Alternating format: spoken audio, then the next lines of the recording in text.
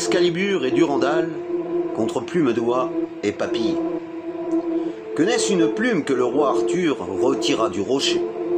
Pourquoi se souvient-on d'Excalibur ou de Durandal, alors que nul plumitif ne songea à baptiser son instrument? Connaissez-vous le nom qu'un écrivain aurait donné à sa plume? Ce n'est que dernièrement qu'une collection est publiée avec les porte-plumes qu'utilisaient des écrivains célèbres, tandis que les armureries et autres musées d'armes exposent depuis longtemps déjà l'outillage du meurtrier. Alors l'adage, bien connu, selon lequel la plume serait plus forte que l'épée, semble s'être forgé sur du vœu pieux plus que sur du raisonnement réel. Sans doute un cortège de forgerons auteurs ont frappé sur l'enclume l'importance de leurs propos. Appartenant à la caste d'un scribe, on trouverait peut-être louable que celui-ci porte importance à sa fonction. Que ne parle-t-il, ce scribe armé seulement de son stylet, affronté de ce chef Roland? Le scribe effrayé mesura alors combien sa plume est plus forte qu'une épée. Je ne vois guère au demeurant de comparaison possible entre le comparé plume et le comparant épée. J'aurais plutôt le raccourci historique de voir dans l'épée, aux traces archéologiques datant de 3100 avant Jésus-Christ, une assise de l'administration des États que l'écriture, antérieure à l'épée, avait ancrée.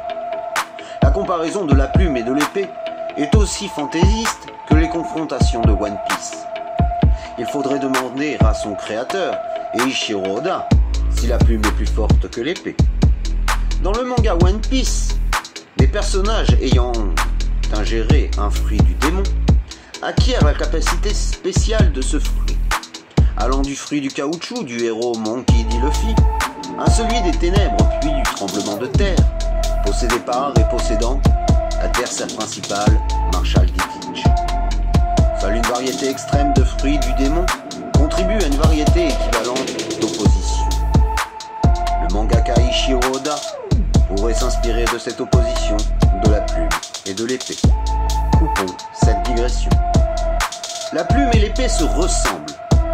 M'en déplaise, l'épée comme la plume ont une pointe. Elles ont toutes deux leurs étuis. L'épée son fourreau, le stylo son capuchon. Ne comparons pas les encres qu'elles font couler. Mais Plume d'Oie et épée se ressemblent, sans pour autant avoir la même fonction. La plume flottera quand l'épée coulera.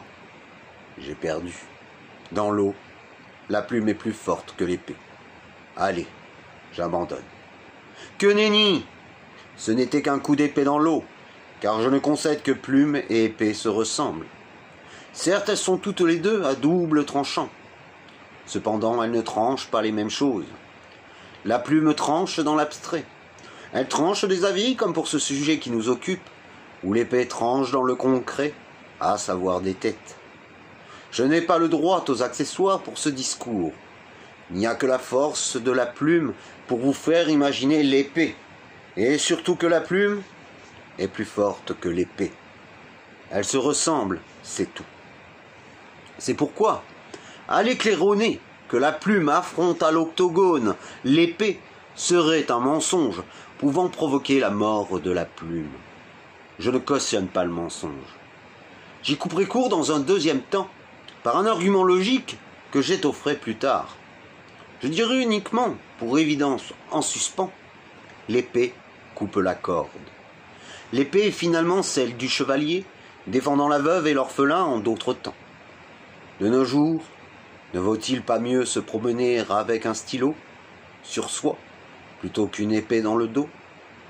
Alors, allons du côté de cette fable où la plume est plus forte que l'épée. Repartons une fois de plus dans le pays des samouraïs et des ninjas que nous avons quitté avec l'histoire des pirates de One Piece. Poursuivons l'abordage de la culture japonaise par le manga Death Note. Dans ce manga, un carnet permet d'inscrire la mort prochaine d'une victime se retrouvant avec ce qu'il faut l'appeler une épée de Damoclès sur la tête. Ô combien est puissante cette plume qui s'attribue elle-même cette puissance. Douteriez-vous que c'est la littérature qui a véhiculé la formule « La plume est plus forte que l'épée » Vous ne douteriez que pour me citer le cinéma aussi, avec le troisième Indiana Jones. Dans cet opus, Sean Connery incarne le père d'Indiana Jones. Ils sont poursuivis par un avion nazi. Le père d'Indiana Jones, avec son parapluie, effraie des oiseaux qui vont se prendre dans les hélices de l'avion, le faisant s'écraser. Avec le flegme britannique, Sean Connery ayant refermé son parapluie et voyant des plumes affirme « La plume est plus forte que l'épée ». Ce ne sont que des histoires, et ceci quel que soit l'art. Permettez à mon tour que je joue de l'art de conte et des histoires, pour vous en conter une où une plume se joue de deux épées, sans avoir eu à exprimer quelconque force. Voici l'histoire de Plume d'Oie, qui deux épées froissent. Excalibur et Durandal en avaient fait bien du chemin, avec leurs chevaliers, les ayant dans leurs mains. Ayant pris retraite de leur maître, à voyager, les deux épées s'apprêtent. Ne me demandez pas comment marche une épée. Croyez qu'à leur niveau de magie, sachent voler de telles épées. C'est pour des rois qu'elles ont agi. Volant donc à tire d'ailes, les épées croisent Plume d'Oie, voulant couper leurs ailes d'aller défier la montagne qu'elles voient. Ne me demandez pas si Plume d'Oie a des pattes. Dans un monde où les épées volent, les Plumes d'Oie font ce qu'elles veulent, sans que cela ne me dilate la rate. Toujours est-il que les épées fanfaronnent, rappellent qu'elles en ont défendu du trône, franchi en conquête bien des sommets. Celui à venir n'est qu'un de plus à nommer. Qui pourrait l'arrêter, la vaillante Durandal, elle qui, se croyant poète, dit, qui craint que dalle? Qui pourrait contester à la puissante Excalibur, qui moins poète dit, ne me casse pas les bures, ne croyez pas que j'aurais dit en entier de cette épée les insanités. Plume d'Oie leur parle de l'énigme. Filles de la question, elles répondront à l'énigme. Elles sont déjà parties, elles l'ont déjà gravie. Pourtant Plume d'Oie le leur dit, que des trois, seule elle l'aura franchi. Avant le sommet, il y a le papy, yeah. À chaque fois une énigme, il va poser. Demande d'abord aux épées de respecter leurs chevaliers et par conséquent de redescendre si de réponse elles ne pouvaient rendre. Ayant pris ses précautions, Papillet pose ainsi la question. Placée face à l'énigme, la réponse ne peut s'écrire elle-même. La réponse permettant de passer le sommet ne peut répondre sur le papier permettant de passer le sommet. À mon sommet ne passe pas ma réponse. Tu ne sauras répondre à cette énigme si tu es la réponse. La réponse ne pourrait répondre quand tu en celui posant la question. Ayant promis que non, c'est hors de question. Plume d'Oie de l'encrier s'approcha, inscrivez 4 lettres sur le papier. Pour vérifier, Papillet se pencha. Plume d'Oie put passer. Les 2 épées purent lire écrit « épée ». Elles appelèrent ainsi le sommet qu'elles ne purent jamais grimper. La plume n'est donc pas plus forte que l'épée. La fable attribue à la plume d'autres qualités. Elle passe ce sommet, mais dans une autre arène, la cause ne serait pas la même. Enverriez-vous le pauvre gladiateur plume à affronter le redoutable gladiateur épée? Vous voyez-vous en coach de plume, lui assénant ce lancinant plume, tu es plus fort qu'épée? On ne peut pas décemment envoyer le gladiateur plume à la mort. Alors, nous reconnaissons ce type de formule, sentant le populisme au parfum de nombrilisme, vu que celui qui en est touché est celui qui l'écrit. L'auteur s'écoutant se trouvait beau dans son miroir, alors qu'il ne mange que bobards au goût d'illusoire.